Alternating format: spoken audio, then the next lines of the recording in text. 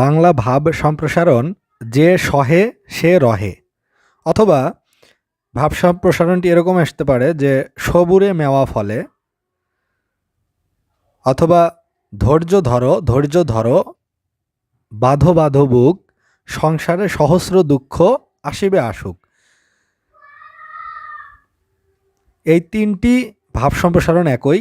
তো এই লাইনটির ভাব সম্প্রসারণ করতে গেলে প্রথমে আগের একটি মূল ভাব দিতে হবে, অর্থাৎ এই লাইনে কি বোঝানো হয়েছে সেটি অল্প কথায় প্রকাশ করতে হবে, সেটি থাকবে মূল ভাব। এটি হচ্ছে ভাব সম্প্রসারণ লেখার প্রথম ধাপ।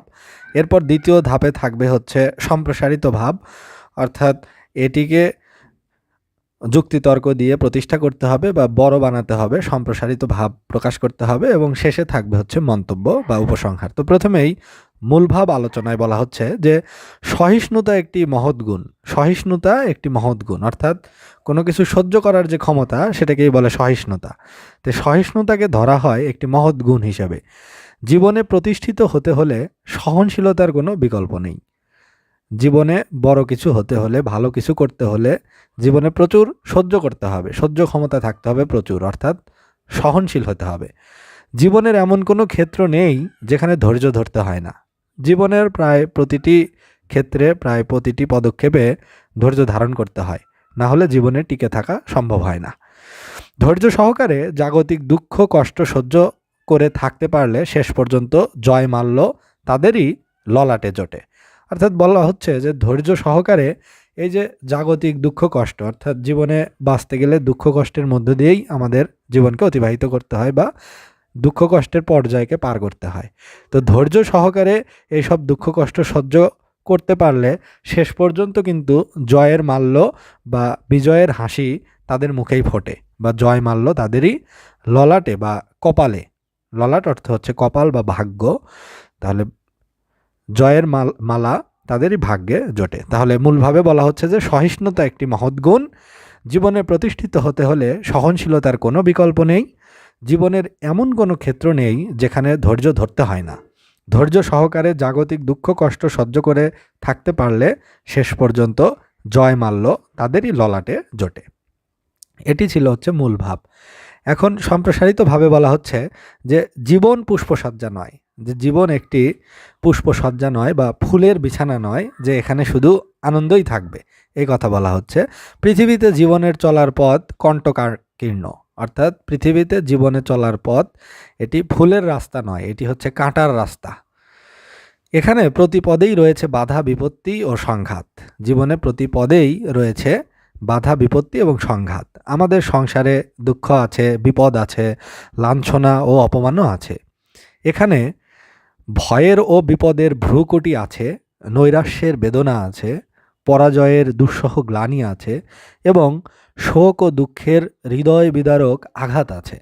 তো এখানে বলা হচ্ছে যে জীবন সংসার এটি জীবন একটি পুষ্পসজ্জা নয়। পৃথিবীতে জীবনে চলার পথ এটি ফুলের মতো রাস্তা নয়, এটি হচ্ছে কাঁটায় ঘেরা একটি রাস্তা।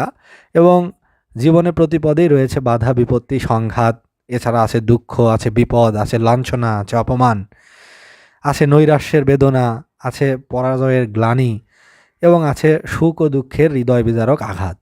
এসব বিরুদ্ধ শক্তির সঙ্গে, অর্থাৎ এইসব নেতিবাচক শক্তির সঙ্গে সহনশীলতার মাধ্যমেই যুদ্ধ করে জয়ী হতে হবে। এত সব নেতিবাচক বিষয়কে উত্তীর্ণ করতে গেলে একটি গুণেরই প্রয়োজন, সেটি হচ্ছে সহনশীলতা। জীবনের সর্বক্ষেত্রে প্রতিকূল পরিস্থিতি মোকাবেলা করতে গিয়ে মানুষকে ধীরস্থিরভাবে ও ধৈর্য ধরে সুচিন্তিত পদক্ষেপ না নিলে বিপদ বাধা মোকাবেলায় মারাত্মক ভুল হয়ে যেতে পারে। অর্থাৎ এই যে এত পদক্ষেপ, এই পদক্ষেপ নেওয়ার ক্ষেত্রে জীবনে চলার পথে ধীরস্থিরভাবে, শান্তশিষ্টভাবে এবং ধৈর্য ধারণ করে সুচিন্তিতভাবে পদক্ষেপ না নিলে এসব বাধা বিপত্তি মোকাবেলায় মারাত্মক ভুল হয়ে যেতে পারে এবং তার জন্য যথেষ্ট খেসারত দিতে হয় বা তার জন্য যথেষ্ট আফসোস হতে পারে। পক্ষান্তরে ধৈর্য ও সহনশীলতার সঙ্গে সমস্যা মোকাবেলা করলে তাতে কোনো বিপদের সম্ভাবনা তো থাকেই না, বরং সাফল্য আসে।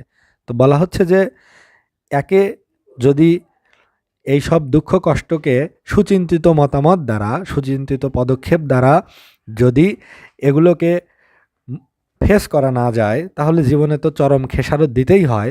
পক্ষান্তরে বা অপরদিকে ধৈর্য ও সহনশীলতার সঙ্গে সমস্যা মোকাবেলা করতে গেলে বিপদের সম্ভাবনা তো থাকেই না, বরং সেখানে সাফল্য আসে। বিপদের বাধা জয় করার মধ্যেই আছে পৌরুষের সার্থকতা, আছে মনুষ্যত্বের বিজয় গৌরব। দুঃখ শোকের আঘাতে মানুষের সুপ্ত মনুষ্যত্ব অম্লান গৌরবে জেগে ওঠে। আগুনে পুড়ে সোনা যেমন খাঁটি হয়, দুঃখ দুর্দশার আঘাতে আমাদের মনও মালিন্যমুক্ত হয়। তাহলে বলা হচ্ছে যে আগুনে পুড়ে যেমন সোনা খাঁটি হয়, ঠিক তেমনি দুঃখ দুর্দশার মধ্য দিয়ে আমাদের মন মালিন্যমুক্ত হয়।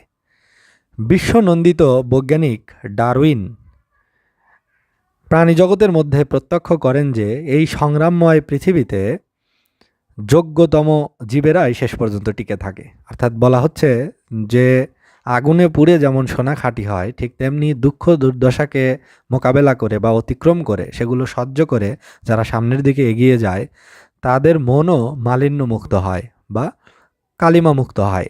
তো বিশ্ববিখ্যাত বিজ্ঞানী, যিনি বিবর্তনবাদের জনক, সেই চার্লস রবার্ট ডারউইন, তিনি প্রাণীজগতের মধ্যে প্রত্যক্ষ করেন যে এই সংগ্রামময় পৃথিবীতে একমাত্র যোগ্যতম জীবেরাই শেষ পর্যন্ত টিকে থাকে। মানুষের জীবনযাত্রাও এক নিরবচ্ছিন্ন সংগ্রামের ইতিহাস। সভ্যতার আদিম প্রভাতের অসহায় দুর্বল মানুষ আজ দুর্জয় সহিষ্ণুতার শক্তিতেই পৃথিবীর কর্ণধার হতে পেরেছে। অর্থাৎ বলা হচ্ছে যে মানুষের যে প্রথম যাত্রা, সেটি কিন্তু অনেক সহজ যাত্রা ছিল না, মসৃণও ছিল না। মানুষ অনেক সংগ্রামের মধ্য দিয়ে মানুষ আজকের পর্যায়ে এসেছে। আজকে যে মানুষ সভ্য, আজকে যে মানুষ উন্নত আধুনিক, এটি কিন্তু একদিনে ঘটেনি। মানুষকে অনেক সমস্যার মধ্য দিয়ে অতিবাহিত হতে হয়েছে। অনেক সমস্যাকে মোকাবেলা করে আজকের এই যোগ্যতম মানুষ বা আজকের এই আধুনিক মানুষ, আজকের এই সভ্য মানুষের কাতারে কিন্তু মানুষ আজ এসেছে। তো সভ্যতার এই আদিম প্রভাতের অসহায় দুর্বল মানুষ, অর্থাৎ প্রথমে মানুষ ছিল অসহায় দুর্বল, কিন্তু আজ কিন্তু তারা দুর্জয়, আজ কিন্তু তারা সহিষ্ণুতার শক্তিতেই পৃথিবীর কর্ণধারে পরিণত হয়েছে। মন্তব্য বা উপসংহারে এখন বলা হচ্ছে যে আমাদের জীবনের প্রতি পদক্ষেপেই ধৈর্য সহনশীলতার প্রয়োজন, যে আমাদের জীবনের প্রতিটি পদক্ষেপেই ধৈর্য এবং সহনশীলতার প্রয়োজন আছে। মানুষের মতো বাঁচতে হলে বা আপনার অস্তিত্ব বজায় রাখতে হলে এবং জীবনে সাফল্য অর্জন করতে হলে সর্বাগ্রে দরকার সহনশীলতা। তো উপসংহারে বলা হচ্ছে যে আমাদের জীবনের প্রতিটি পদক্ষেপেই আসলে ধৈর্য সহনশীলতার প্রয়োজন আছে, এবং মানুষের মতো বাঁচতে হলে বা নিজের অস্তিত্বকে বজায় রাখতে হলে এবং জীবনে সাফল্য অর্জন করতে হলে সর্বাগ্রে আসলে দরকার হচ্ছে সহনশীলতা বা সহিষ্ণুতা।